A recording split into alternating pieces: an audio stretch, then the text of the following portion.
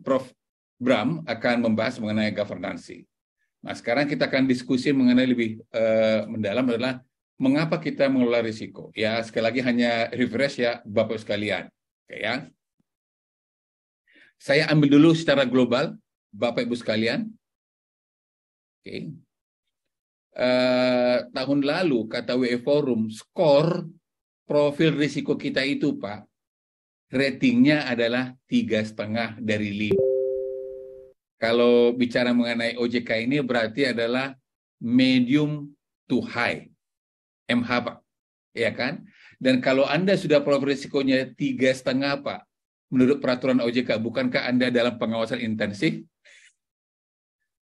Kan begitu kan Pak? Ya, seperti itu. Nah, dunia ini tidak baik-baik saja menurut WE Forum Pak. Karena skor profil risikonya tahun lalu di 2021 adalah 3,2 dari sisi likelihood dan 3,4 dari sisi frekuensi, dari sisi impact. Tahun 2022, oke, skornya naik sedikit ya menjadi 3,3 dan 3,45 dan ini kan berarti dalam medium to high peringkat 4. Dan kalau Bapak Ibu nanti lihat itu risk eventnya banyaknya adalah di warna hijau. Jadi ada 5 kategori risikonya, yaitu economic, environment, geopolitik, societal, dan teknologi. Dan lihat Bapak Ibu sekalian, dalam 2 tahun kita akan menghadapi warna hijau, dalam 10 tahun makin sering warna hijaunya.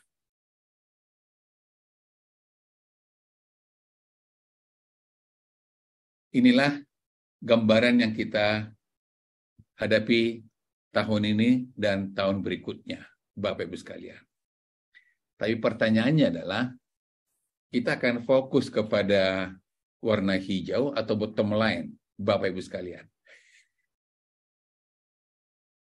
Saya ambil contoh nih Pak, saya selalu gunakan istilah dalam kelas saya nih Pak. Saya dan Pak Adi Chandra bermain di logistik. Oke. Dan kami ingin melakukan ekspansi dengan menambah armada. Jangan tanya Pak, saya dan Pak Adi Chandra, paten dalam industri Pak, dikenal sangat baik. Oke. Pokoknya 5C-nya oke lah, kira-kira seperti itu ya. Saya akan mengimpor truk bekas 3 dari Singapura, dan Pak Adi Chandra akan membeli 1 truk baru dari Karawang. Siapakah, kalau Anda bank atau multifinance, siapakah yang Anda akan biayai? Dan kalau Anda asuransi, siapakah yang Anda akan cari, Pak? Marketing Anda akan menghubungi siapa, Pak? Lando atau Pak Chandra? Silakan. Any comment, Pak? Saya akan impor 3 truk bekas dari Singapura, dan Pak Adi Chandra membeli 1 truk baru dari Karawang. Siapa yang Anda biayai? Atau yang Anda urus, Bapak sekalian? Any comment? Truk yang baru, Pak. Oke, Pak Sembiring akan truk yang baru. Kenapa, Pak?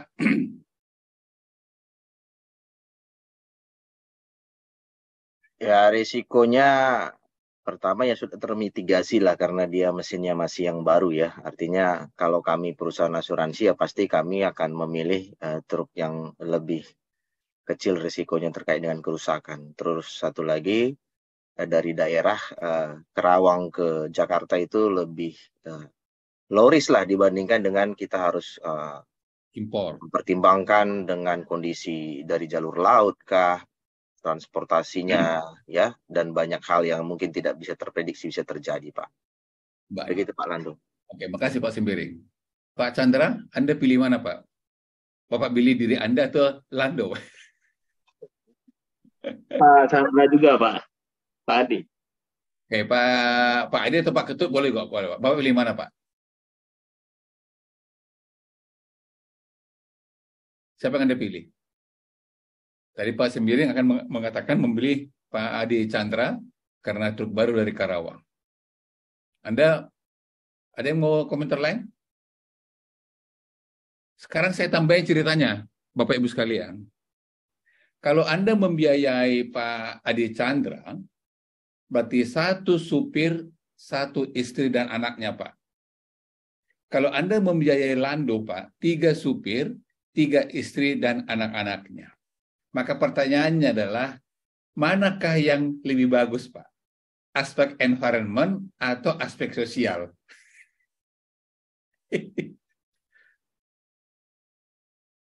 Mana pilihan Anda, Pak?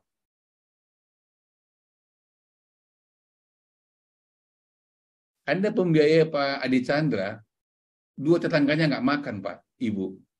Tapi kalau Anda membiayai Lando, Pak, 3 tetangga makan, walaupun sedikit agak batuk karena emisi, kan? Mana yang mau kita biaya ini, Pak? Kira-kira gitulah gambar dari global risk kita ini. Kira-kira seperti itu. Sehingga ketika Om Joe Biden menawarkan 20 miliar US dollar kepada Pak Jokowi waktu di G20 di Bali, saya akan beri Anda bantuan 20 miliar dolar kalau Anda melakukan early retirement pembangkit fosil listrik PLN.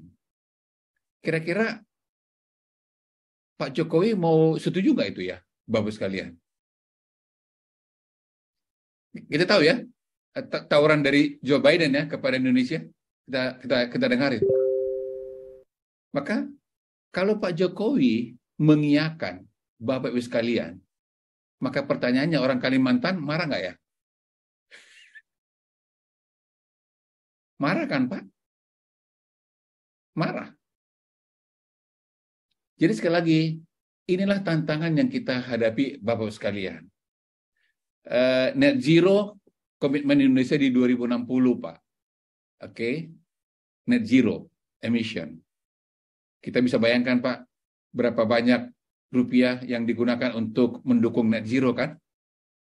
Berarti kita akan mengganti beberapa peralatan-peralatan yang menciptakan emisi, dan sebagainya, dan sebagainya. Oke ya? Jadi sekali lagi, setelah dengar ceritanya, Anda akan membiayai Pak Adi Chandra atau Lando Simatupang nih, Pak? 1 supir atau 3 supir?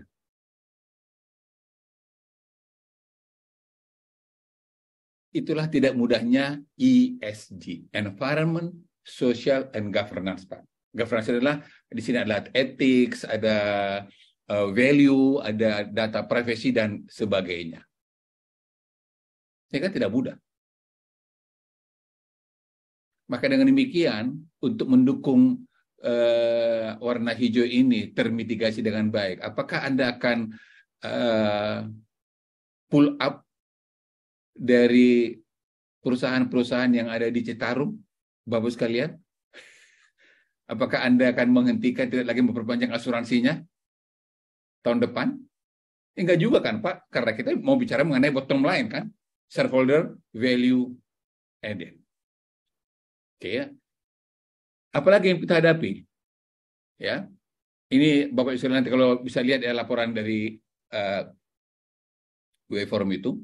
Lihat di sini, di bagian kanan yang kita hadapi sekarang adalah mengenai teknologi, Pak. Ya, artificial intelligence. Dan bagaimana itu telah mendisrupsi bisnis dan bahkan mendisrupsi peluang kerja dari anak-anak kita. Ya kan, Pak? Dulu masih ada petugas parkir, Pak. Sekarang sudah tap, kan? Seperti itu. Ya tentu nanti dengan cara yang berbeda. Maka bagaimana kita bisa menciptakan kompetensi sumber daya insani kita, manusia kita, sehingga dia tetap inline dalam bisnis kita. Oke ya? Nah, ini saya ambil dari Swiss Re Institute, Bapak sekalian. Saya yakin Anda juga pernah mendapatkan bahan-bahan seperti ini ya. Oke. Ini tidak hanya global natural, tapi kata Swiss Re juga man-made. Ya. Man-made. Nah, oleh karena itu, bagaimana kita bisa mengelola man-made disaster atau katastrofi di internal sehingga itu tidak lebih sering terjadi. Kalau natural, Pak, mau diapain? Tapi kita tahu juga rupanya berdasarkan penelitian natural disaster banyak disumbang oleh man-made disaster. Oke ya. Bapak Ibu sekalian, nanti kalau buka di situsnya Swiss Re, Pak, bagus sekali ya. Nanti lihat laporan profil risiko di Indonesia, Pak ya. Dampak dari perubahan iklim terhadap pertumbuhan ekonomi. Ada berbagai skenario, Pak. Jadi kalau kita tidak menahan laju peningkatan panas bumi, dunia ini, maka dampaknya sangat-sangat besar terhadap GDP. Bisa membuat GDP kita menjadi minus 5%, itu adalah skenario ringan. Skenario terburuk adalah kalau itu menjadi 2 derajat, kita tidak tahan, itu bisa menjadi 40%, Pak. Skenarionya seperti itu. Maka tadi pertanyaan saya adalah, Bapak Ibu akan membiayai Lando atau Pak Adi Chandra? Saya yakin Anda akan membuat roadmap itu. Itulah sebabnya di dalam triple bottom line, profit, people, planet. Ya kan Pak? Itulah juga dalam POJK ya kan Pak, mengenai keuangan berkelanjutan. Urutannya adalah keselarasan, keseimbangan ekonomi, planet, dan sosial. Tapi kalau kita lihat di dalam peraturan presiden mengenai SDGs, maka urut-urutannya adalah planet, people, profit. Ya, beda kan Pak? Beda ya. Beda seperti itu. Tapi korporasi akan lebih cenderung bicara mengenai profit dulu. Oke ya. Karena kita bukanlah lembaga yayasan, bukanlah WWF gitu ya.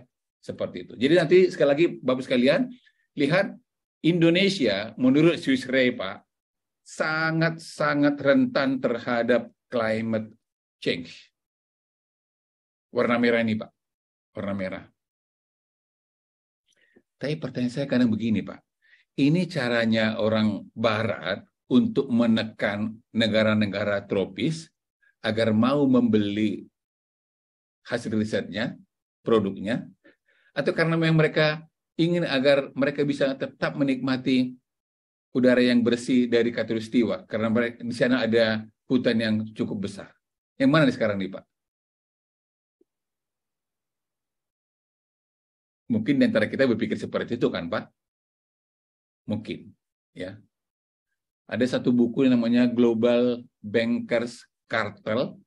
Jadi dorongan untuk menciptakan investasi warna hijau Pak, green investing, oke. Itu rupanya adalah permainan dari kartel-kartel global banker ini. Ya.